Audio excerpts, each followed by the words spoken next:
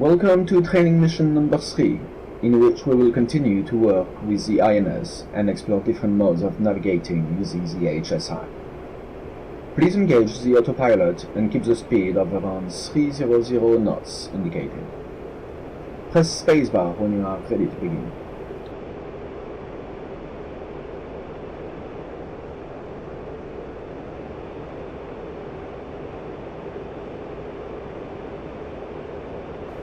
We will begin with the HSI and a description of its main functions.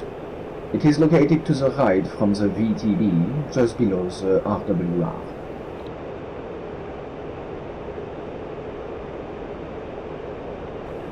Let's take a closer look at it. On the top you will find a small green caret, which is the selected heading indicator. Contrary to what many people think, it is not operated by the VAD selector, which is a knob below the HSI, but it shows you the heading which will be used by your autopilot. Autopilot functions will be covered in more detail in the campaign.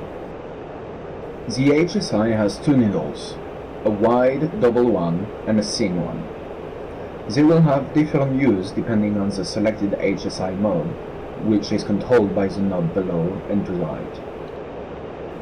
Go ahead and turn it left once in order to select the first mode. Press spacebar when you have done that.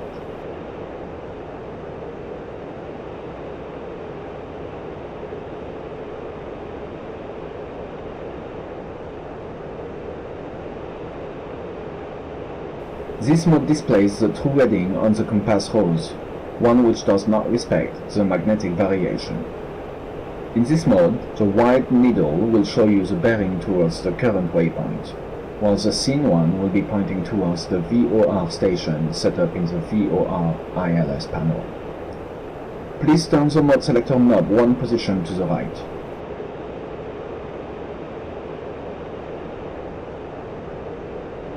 In CM mode, the compass rose will display the magnetic heading. Please note that both needles will point exactly in the same direction as they did before, even though it is now at a different bearing.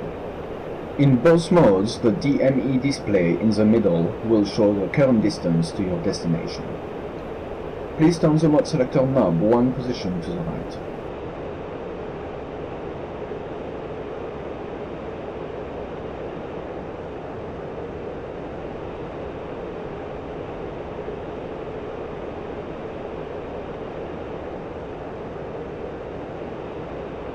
This mode will show you the bearing and distance to the TACAN station set up in the TACAN control panel. To test how it works, please tune to channel X44 and switch the right knob to TR mode. You will notice that the wide needle will start pointing towards the east and DMS will display the distance from Kutaisi TACAN station.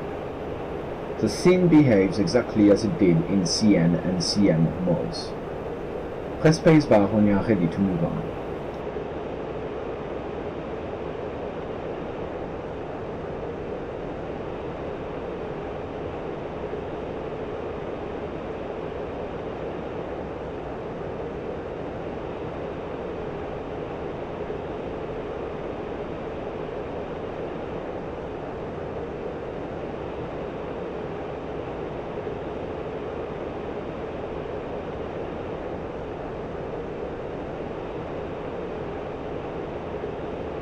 The next mode, called VAD, is used to introduce an offset point from the TACAN station.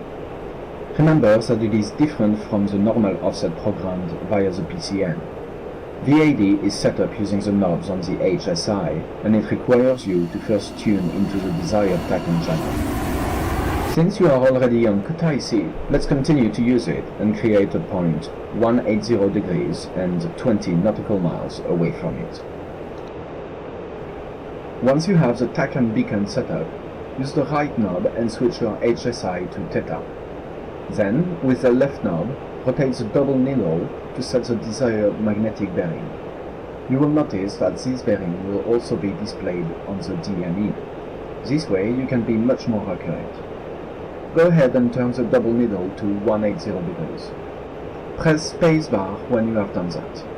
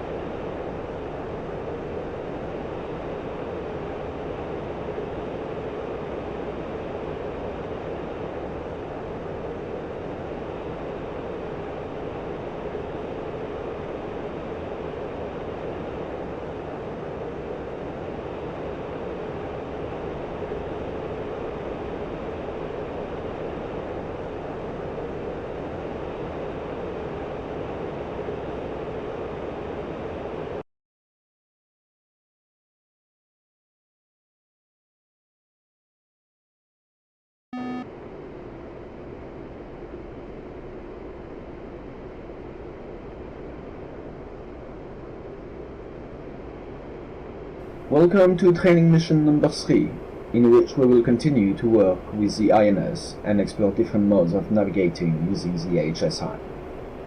Please engage the autopilot and keep the speed of around 300 knots indicated. Press spacebar when you are ready to begin.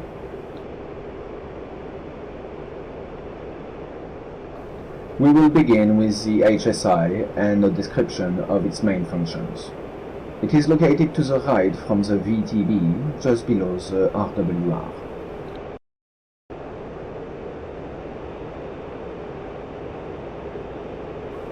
Let's take a closer look at it. On the top you will find a small green caret, which is the selected heading indicator. Contrary to what many people think, it is not operated by the VAD selector, which is a knob below the HSI, but it shows you the heading which will be used by your autopilot. Autopilot functions will be covered in more detail in the campaign. The HSI has two needles, a wide double one and a thin one. They will have different use depending on the selected HSI mode, which is controlled by the knob below and to the right. Go ahead and turn it left once in order to select the first mode. Press spacebar when you have done that.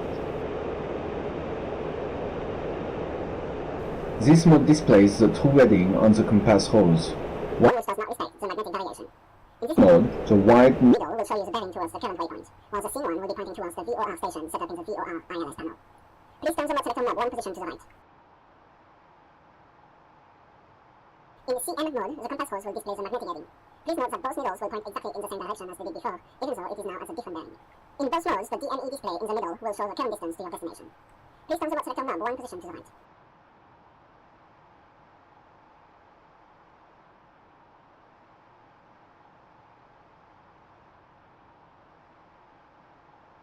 This mode will show you the bearing and distance to the TACAN station set up in the TACAN control panel. To test how it works, please tune to channel X44 and switch the right knob to TR mode. You will notice that the wide needle will start pointing towards the east, and DNS will display the distance from Kutaisi TACAN station. The thing behaves exactly as it did in CN and CM modes. Press spacebar when you are ready to move on.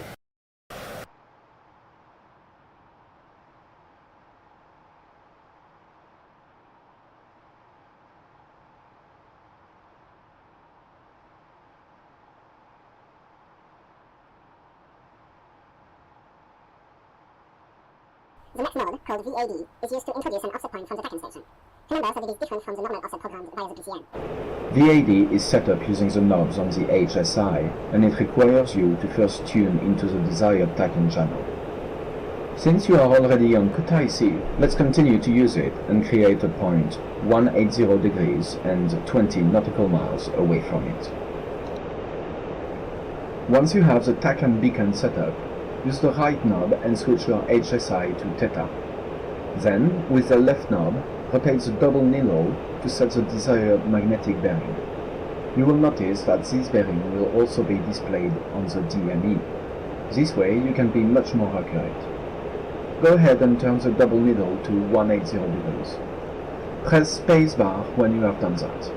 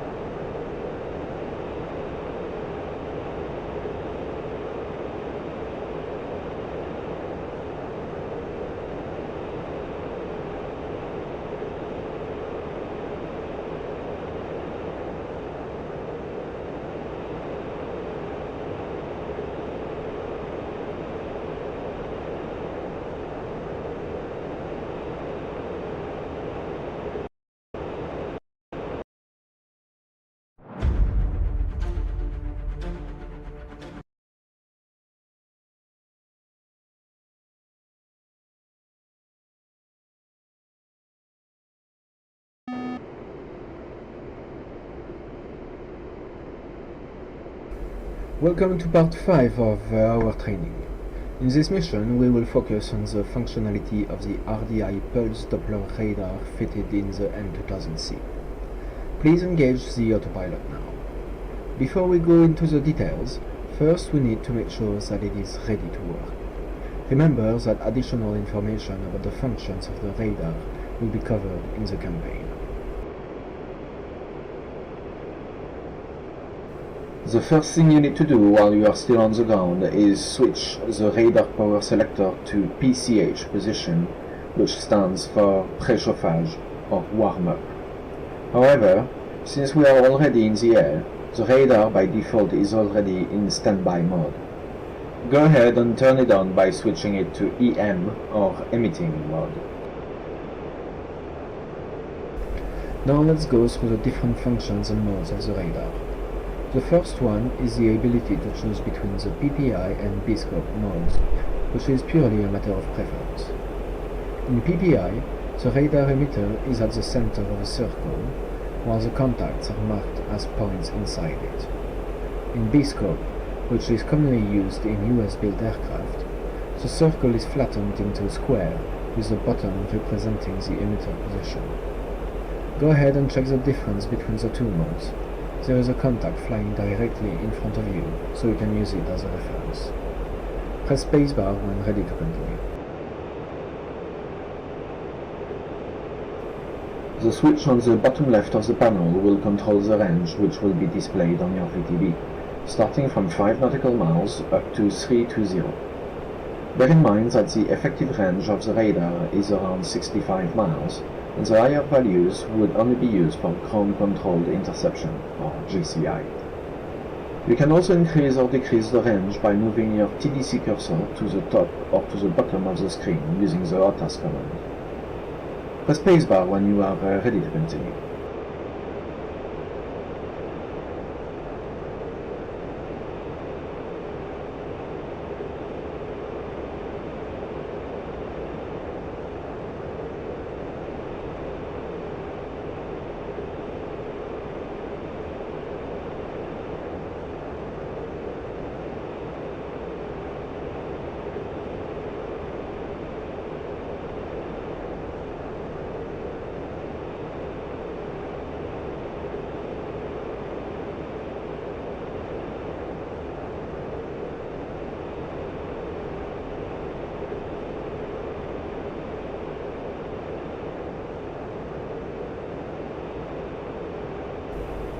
The switch on the bottom right is your azimuth selector.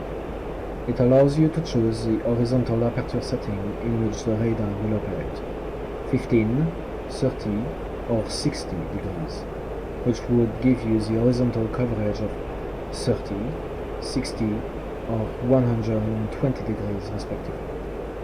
Remember that in 30 and 60 degree arc, you can move the antenna left and right. Go ahead and check this function now. Press spacebar when ready to continue.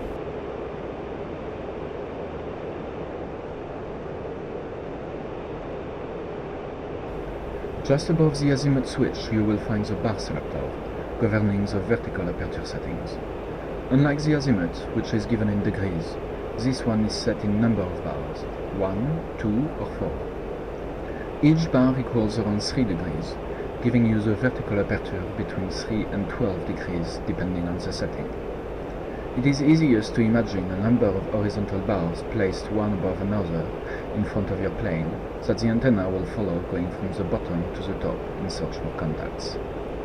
You can also move the antenna up and down to search for targets which may be way above or below you. Go ahead and test it now.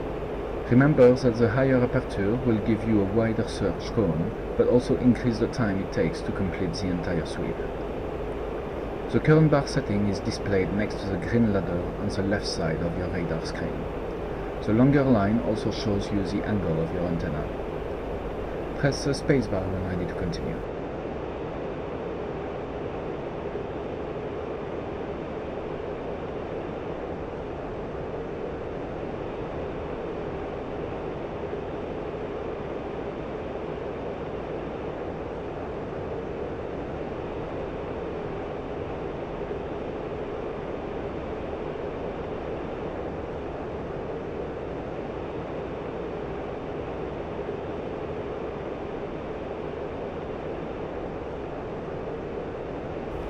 Immediately to the left of the bar switch you will find the pulse repetition frequency, or PRF selector.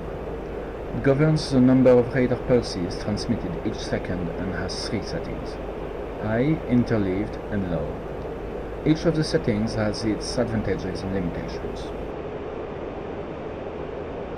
In high PRF setting, your radar will work as a normal Doppler radar, which means using maximum range, around 6.5 nautical miles. It is good in detecting targets that are below you, and it allows both track-while scan and single target track mode for weapons guidance. The cons are that it is very susceptible to notching, and it will reject the low velocity targets. Low PRF is quite the opposite.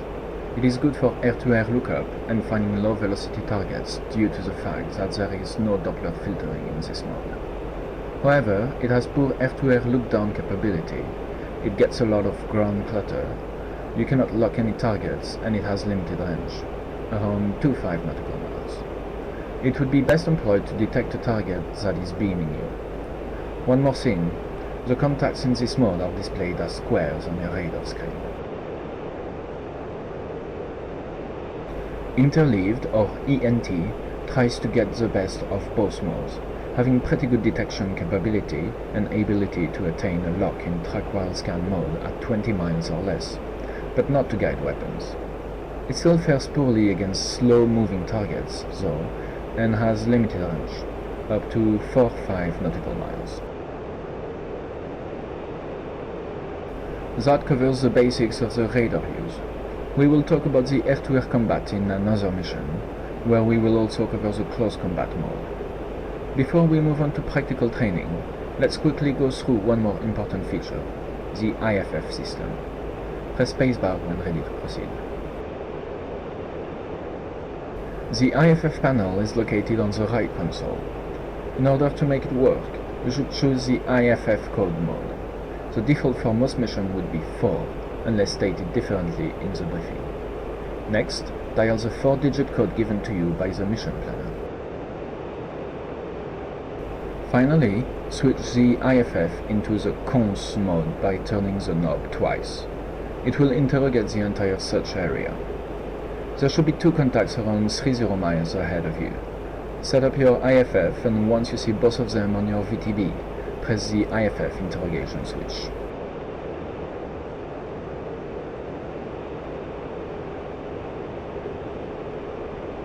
You will notice that the contact on the left has a small green diamond displayed next to it. It means that this is a friendly aircraft. If you lock it, you will also see a letter A for Ami, friend, on your HUD, and double vertical line on both sides of the lock target on your radar screen. The contact to the right did not change after being interrogated, which means that there is a high likelihood of it being a bandit. However, normally this should be confirmed by your AMC before you are cleared to engage. Press the spacebar when ready to proceed.